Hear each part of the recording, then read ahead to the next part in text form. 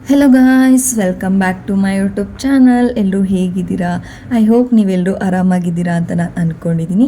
ಯಾರ್ಯಾರು ಇನ್ನೂ ನನ್ನ ಈ ಯೂಟ್ಯೂಬ್ ಚಾನಲ್ನ ಸಬ್ಸ್ಕ್ರೈಬ್ ಮಾಡಿಲ್ಲ, ಆದಷ್ಟು ಬೇಗ ಸಬ್ಸ್ಕ್ರೈಬ್ ಮಾಡಿ, ಶೇರ್ ಮಾಡಿ, ಲೈಕ್ ಮಾಡಿ ಅಂತ ಹೇಳ್ತಾ ಇವತ್ತಿನ ಈ ವ್ಲಾಗ್ ಬಂದು ಜೋಳದ ಮಸಾಲ ಚಾಟ್ ಹೇಗೆ ಮಾಡೋದಂತ ನಾನು ಸಿಂಪಲ್ಲಾಗಿ ನಿಮಗೆ ತೋರಿಸ್ಕೊಡ್ತೀನಿ.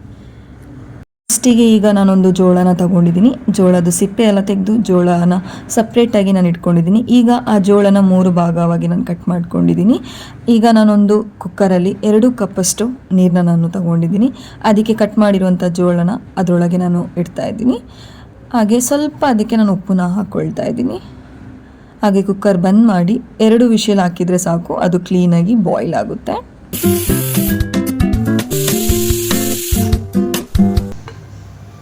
ನಂತರ ಕುಕ್ಕರ್ ತಣ್ಣ ಆದ ನಂತರ ವಿಶಿಲೆಲ್ಲ ಹೋದ ನಂತರ ಬಾಯ್ಲ್ ಮಾಡಿರುವಂಥ ಜೋಳನ ನಾನು ಸಪ್ರೇಟ್ ಪ್ಲೇಟಿಗೆ ಹಾಕ್ಕೊಳ್ತಾ ಇದ್ದೀನಿ. ನೋಡ್ಬೋದು, ಅದು ತಣ್ಣ ಆದ ನಂತರ ನಾನು ಟಚ್ ಮಾಡಿ ನೋಡ್ತಾ ಇದ್ದೀನಿ, ಅದು ಫುಲ್ ಕ್ಲೀನಾಗಿ ಬಾಯ್ಲ್ ಆಗಿದೆ. ಹಾಗೆ ನಾನು ಅದನ್ನು ಸಪ್ರೇಟಾಗಿ ತೆಗೆದಿಟ್ಕೊಂಡಿದ್ದೀನಿ. ಇದಕ್ಕೆ ಈಗ ನಾನು ಸ್ವಲ್ಪ ಉಪ್ಪು ಹಾಕ್ಕೊಳ್ತೀನಿ. ಸ್ಟಾರ್ಟಿಂಗ್ ನಾನು ಉಪ್ಪು ಹಾಕಿದ್ದೆ, ಹಾಗಾಗಿ ಸ್ವಲ್ಪ ಉಪ್ಪು ಹಾಕ್ಕೊಳ್ತಾ ಇದ್ದೀನಿ. ನಂತರ ಬ್ಲ್ಯಾಕ್ ಪೆಪ್ಪರ್ ಪೌಡರ್, ಸ್ವಲ್ಪ ಚಿಲ್ಲಿ ಪೌಡರ್, 1 ಸ್ಪೂನ್ ಲೆಮನ್ ಜ್ಯೂಸ್ನ ನಾನು ಹಾಕ್ಕೊಳ್ತಾ ಇದ್ದೀನಿ. ನಂತರ 1 ಪೀಸ್ ಬಟರ್ನ ನಾನು ಹಾಕ್ಕೊಳ್ತಾ ಇದ್ದೀನಿ ಮೆಲ್ಟ್ ಮಾಡಿಕೊಂಡು. ಅದನ್ನು ಕ್ಲೀನಾಗಿ ಮಿಕ್ಸ್ ಮಾಡ್ಕೊಳ್ಳಿ.